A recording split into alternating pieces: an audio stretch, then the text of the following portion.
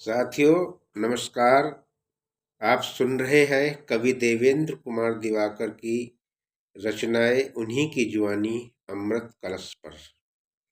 आज आप सुनेंगे भजन भगवान तेरे दर पे। साथियों, हमारे योग शास्त्र में कर्म योग और ज्ञान योग दो प्रकार की चर्चाएं हैं। भगवान श्री कृष्ण ने भी गीता में अर्जुन को उपदेश देते हुए कर्म योग और सांख्य योग यानी ज्ञान योग दोनों की शिक्षा दी थी। कर्म योग में मनुष्य कर्म करता हुआ निष्काम भाव से जीवन जीता हुआ जो भी आहार वह ग्रहण करता है, सर्वप्रथम भगवान को समर्पित करके पीछे अपने आप ग्रहण करते हुए जीवन जीते हुए अपने आराध्य देव को प्राप्त होता है। यही कर्म योग है।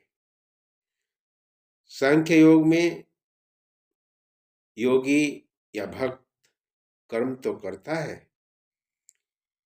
परंतु वह अहंग भाव यानी मैं भाव अपने अंदर नहीं लाता।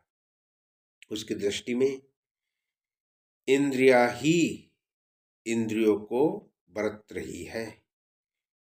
मैं अर्थात मन, दृष्टा अर्थात आत्मा सिर्फ साक्षी होकर उस कर्म रूपी व्यवहार को देख रहे हैं और इस प्रकार वह निराकार ब्रह्म को प्राप्त होता है। उसकी दृष्टि में आत्मा परमात्मा का बिंब है और यही बिंब जब मुक्त अवस्था में भगवान या ओम स्वरूप परमात्मा को प्राप्त होता है, तब जीव का मोक्ष हो जाता है। सकाम कर्म में, कर्म योग में भक्त मंदिर में और अपने अपने इष्ट देवताओं को भोग लगाता हुआ पूजा अर्चा धूप दीप नैवेद्य इत्यादि समर्पित करते हुए भोजन सामग्री अपना सर्वस्व भंडारे वगैरह समर्पित करते हुए अपने जीवन को जीता है और भगवत प्राप्ति या साकार ब्रह्म को मानते हुए वह उन्हीं के धाम मुक्ति लोक को प्राप्त होता है। ये दोनों सांख्य योग और कर्म योग भक्ति के दो रास्ते हैं। एक रास्ता सांख्य योग सीधा और शीघ्र भगवत प्राप्ति की ओर जाने वाला है, किंतु कठिन है। दूसरा रास्ता बहुत से मोड़ों से गुजरते हुए लंबा रास्ता है, किंतु सरल है, जिसको कर्म योग कहते हैं। प्रस्तुत भजन में दोनों का समावेश है। भक्त भगवान के दर पर कुछ भेंट सामग्री लिए जाता है, किंतु उसकी आत्मा में सांख्य योग का दृष्टांत उजागर होता है। ठीक उसी तरह जैसे रसखान निराकार ब्रह्म को मानते हुए किंतु साकार की प्राप्ति के लिए वृंदावन पहुंच गए और अपने कान्हा को भेंट स्वरूप पादुकाएं ले गए। रास्ता बहुत लंबा था, वे थक गए थे और जाते जाते रास्ता भी भटक गए थे। वे बेचैन अवस्था में बैठे थे, तभी एक बालक आए। उन्होंने कहा, बाबा आप कहाँ जाना चाहते हैं? तब रस खान ने कहा, बेटा मैं भगवान श्री कृष्ण की क्रीड़ा स्थली वृंदावन जाना चाहता हूँ। उस गोप बालक ने कहा कि बाबा आइए, मैं आपको अति शीघ्र पहुंचाई देता हूँ, बस आप आंख मूंद लीजिए और अपना दंड मेरे हाथ में दे दीजिए। रस खान ने ऐसा ही किया, उसकी बातों पर विश्वास किया और अपना दंड उसके हाथ में दिया और आंख मीच ली। 10-20 कदम चलने पर भी उस बालक ने कहा कि बाबा आंख खोलिए, आप वृंदावन में हैं। बाबा ने आंख खोली तो देखते हैं वृंदावन की उपवन में, उद्यान में वे घूम रहे हैं, किंतु बालक का आता पता नहीं है। वे समझ गए कि कान्हा ने मुझे अति शीघ्र यहाँ भेजा है, अर्थात वे मुझको प्राप्त हो गए, मेरे धन्य भाग है। और तभी से वे श्री कृष्ण का गुणगान गाते हुए, उनकी रास लीलाओं को गाते हुए अपने जीवन को उन्हीं के चरणों में समर्पित करके पूर्ण हो गए। सांख्य योग का उदाहरण रामायण में मिलता है। जब भगवान श्री रामचंद्र जी को वनवास हुआ था और वे चित्रकूट पर थे, उसी समय मतंग मुनि ने सबरी को यह कहते हुए आश्वासन दिलाया था कि सबरी, एक दिन भगवान श्री राम तुम्हारी कुटी में आएंगे, किंतु मैंने अपने परमात्मा का दर्शन यहीं से अपनी अंतरात्मा में कर लिया है। उनकी झांकी बहुत सुंदर है। ये पीताम्बरधारी, श्याम वेश, धनुष बाण धारण किए हुए, घुंघराले बाल, जटाजूटधारी, बहुत सुंदर अवस्था है। आप उनका दर्शन करना। मैं तो चला ब्रह्मलोक को। मतंग ऋषि तो ब्रह्मलोक चले गए, किंतु सबरी 12 वर्षों तक उनका इंतजार करती रही कि एक न एक दिन मेरे प्रभु राम अवश्य आएंगे। मेरे आराध्य, मेरे गुरुवर कभी झूठ नहीं बोल सकते। इसी भक्ति भावना में मैं पागल सी हो गई थी। भक्ति ऐसी ही है, वह पागल अवस्था में पहुंच जाती है। किंतु एक दिन भगवान राम अवश्य पहुंचे सबरी की कुटिया में। सबरी के धन्य भाग, वह भी उनको प्राप्त करके उन्हीं के धाम में उन्हीं का गुणगान करती हुई पहुंच गई। जय जय श्री राम। तो सुने भक्त जनों, भगवान तेरे दर पे, भगवान तेरे दर पे कुछ लेने आया हूँ। भगवान तेरे दर पे कुछ लेने आया हूँ। कंगाल हूँ जीवन का, क्या देने आया हूँ। भगवान तेरे दर पे कुछ लेने आया हूँ। कंगाल हूँ जीवन का, क्या देने आया हूँ।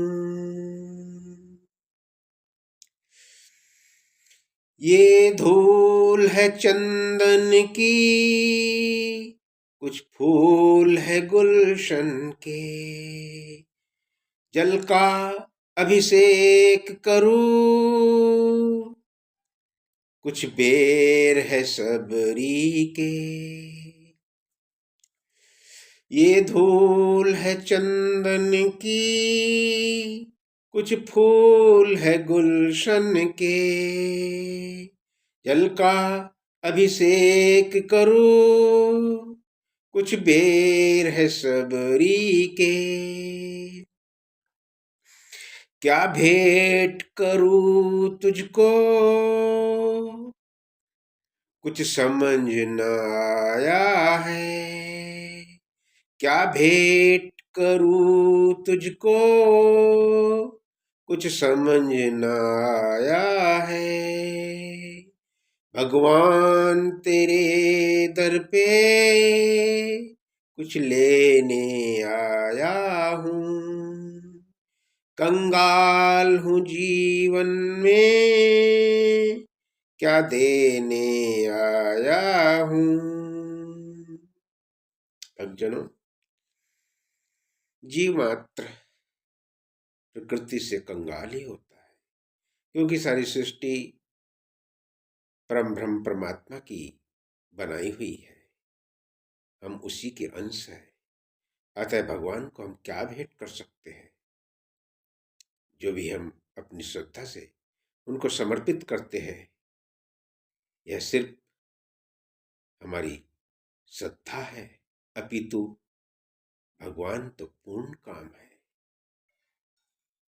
पूर्ण काम को किसी सकाम वस्तु की आवश्यकता नहीं है, किंतु हम अपने आराध्य देव को प्रसन्न करने के लिए जो कुछ भी ग्रहण करते हैं, उनको समर्पित करना हमारा मानव धर्म है। संसार तो दर्पण है, नश्वर है ये काया। जो दिख रहा दर्पण, वही तो है माया। वही तो है माया। संसार तो दर्शन है, नश्वर है ये काया। जो दिख रहा दर्पण, वही तो है माया। वही तो है माया। कुछ पास नहीं मेरे, फल लेने आया हूँ। कुछ पास नहीं मेरे, फल लेने आया हूँ। भगवान तेरे दर पे कुछ लेने आया हूँ।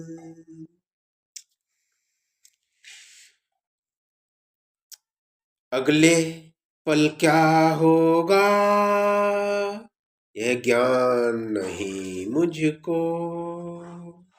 कैसे तुझे भेंट करूं, विज्ञान नहीं मुझको। अगले पल क्या होगा, यह ज्ञान नहीं मुझको।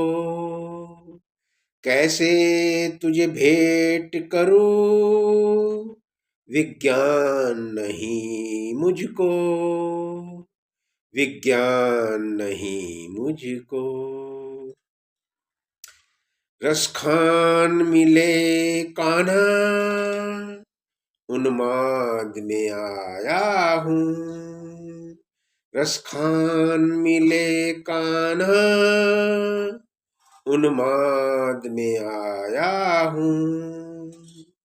भगवान तेरे दर पे कुछ लेने आया हूँ। कंगाल हूँ जीवन में, क्या देने आया हूँ। साथियों, यह संसार स्वार्थ का घर है। हर जीव अपने स्वार्थ से जीते हैं, बढ़ते हैं और स्वार्थ के ही वशीभूत होकर इस संसार से चल बसते हैं।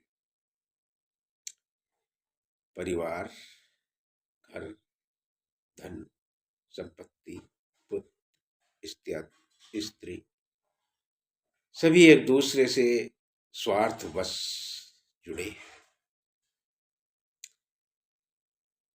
इस व्यवहार से सभी का जीवन चल रहा है, जो ठीक है,